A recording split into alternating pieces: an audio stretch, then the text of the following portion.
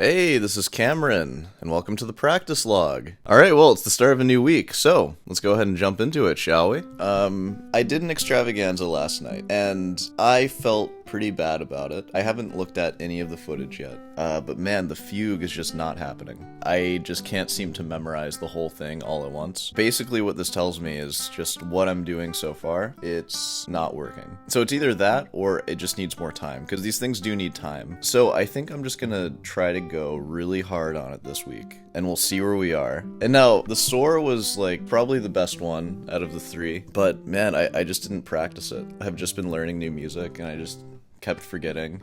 So I need to get more serious about that. So every single day, I'm going to run through and work on the soar. I'm not even sure if you'll see that extravaganza. I might just upload it just for laughs. I also don't want to subject you to it. Like, I want some kind of standard. They're not all going to be winners, but you know, it's a new week. Let's get pumped. It's a new week. New week, new week. And you know what? I do actually need to file my nails, so I am going to take a moment to do that. Imagine, if you're like a pianist, imagine you had to, like, change hands every 2 weeks. That's what filing your nails is like. It's never the same. You always have to adapt. When I'm able to play this fugue to Julian Bream standards, will I be happy? Probably not. Okay, I think those should be pretty good. Back to Practice Island, Population 1. Post in the comments if you're in Practice Island right now.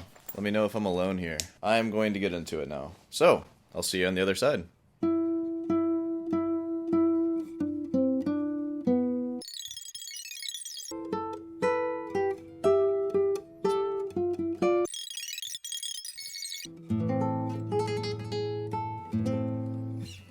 I've just been working on the fugue, so what I think I'm going to do, I'm just going to play the first 2 pages for you. We'll go from there. Yeah, so the majority of time I spent on this today has been on the first 2 pages, so I'm going to start with that. Here's this first.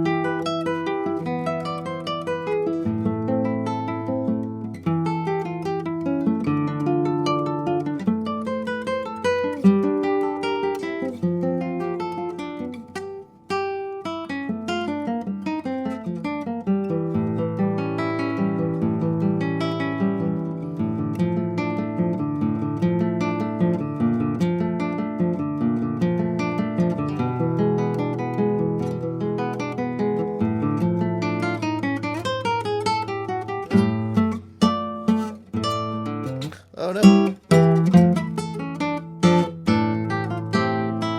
Something weird happened with my finger there.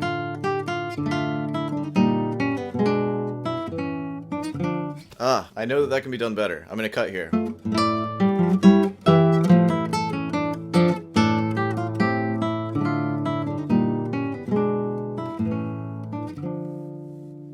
I still biffed a note, though. I always biff it. I'm always biffing it, man. Well, that was the first 2 pages, like, played a little bit better than the extravaganza.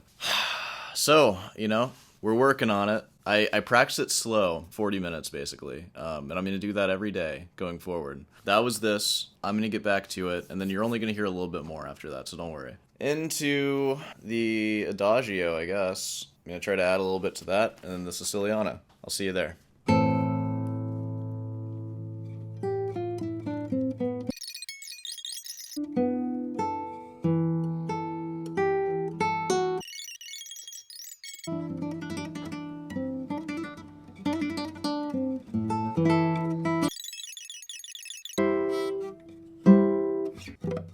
I have gone through the Adagio and the Siciliana. I added 1 measure to the Adagio. That's what I did in these, like, 40 minutes or so that I did this. But I really, like, solidified everything else, so I don't feel too bad about that. I've been practicing Bach for quite a while, which is always, like, you know, how lucky am I, right? Let's take a little bit of a break, though. You can have too much of a good thing. So, let's chill out. Alright, well, this is where we left off with the BBC documentary on Julian Bream. So, let's just go ahead and get into it, shall we? Pretty interesting concerto we have here. Alright.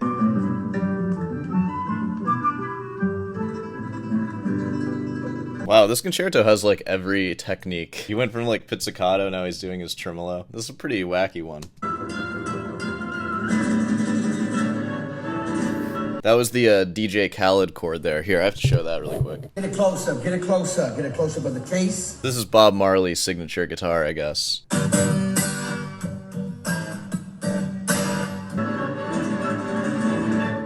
It's the same thing. Alright, that's pretty cool. But he was a musical pioneer as well. His eponymous consort brought back to life the long-forgotten music written for the lute, and his work performing Elizabethan music paved the way for a full-scale early music revival. This is stuff that we do not play on the channel right now. Maybe I should play some early music. That'd be kind of cool. I've only played like 1 Galliard in my whole life, and I don't know. I just don't do it. Of John Darland's famous, well-known song, Can She Excuse My Wrong? Sounds like a jazz standard. Can She Excuse My Wrongs? In the instrumental version, the Earl of Essex Galliard.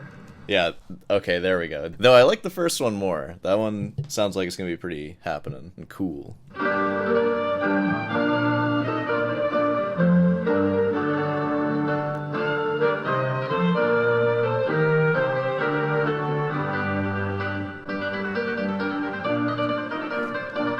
Shredding the lute. What's new? I feel like lute is always shredding. What's the deal with that? Tremendous when you think that this music was written between 1580 and 1615. Just 35 years. This is really the reason why I'm so stimulated, because I feel that one should resuscitate the sort of deadness of our musical life. I think deadness. That's a good way to put that. The deadness of this old music that nobody likes. Someone's got to play it, right? I guess it has to be me. This piece is called Once More with Felix. Okay, here we go.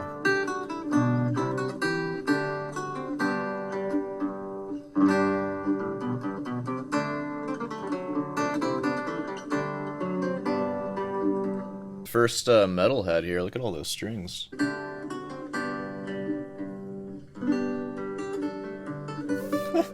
That thing's more headstock than lute. Look at that. My god. Alright, pretty sick.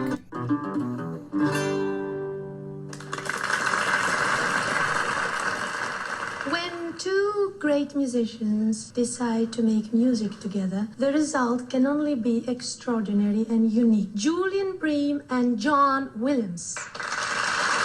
Whoa, alright, 2 powerhouses in here. Let's see how this is. Did they work on their duets, or did they only focus on solo music? That's the question.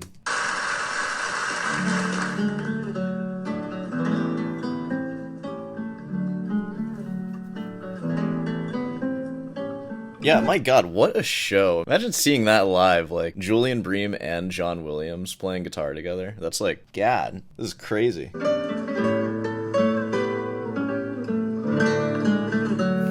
With his slick back hair and his shirt. Looks like he's gonna sell you a car. See, John Williams has him beat in the hair department, but Julian Bream definitely has him in like just the sheer handsomeness.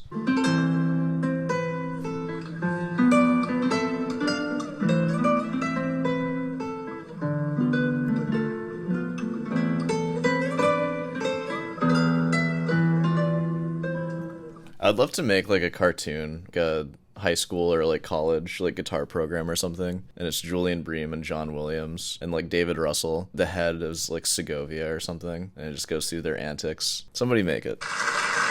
Woo! Oh, this is a nice one. I need to learn this one.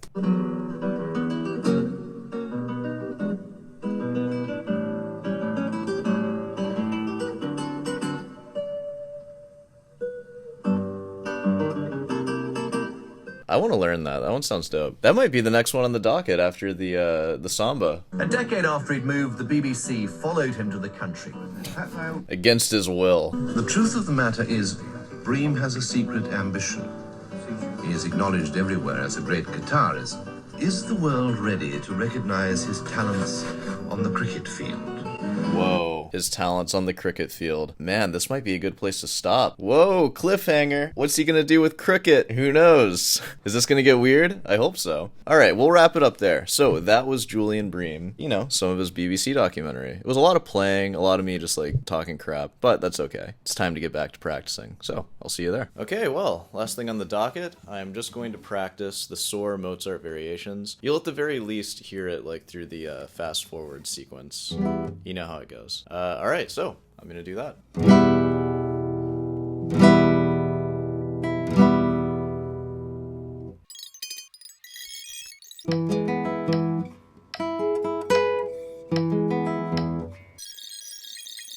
I think we can pretty much wrap it up there. I've been at it for a while, and I'm ready to maybe eat some lunch. That'd be nice. Alright, well, let's go ahead and end this thing. Well, so that's our first day since the practice disaster, as I feel like I should call it. So, you know, I worked on the Bach, I worked on the Soar, and I'm gonna do that every day until the next one, and maybe it'll be a little bit better. We'll see. Not that I guess the only thing I'm changing is that I'm actually working on the Soar now, because I kind of neglected that this week. We'll see where that is. Okay, well, if you made it this far, I mean, you should, like, subscribe and all that stuff. Like, leave a comment, those are always fun, and yeah. Alright, well, I'll see you tonight.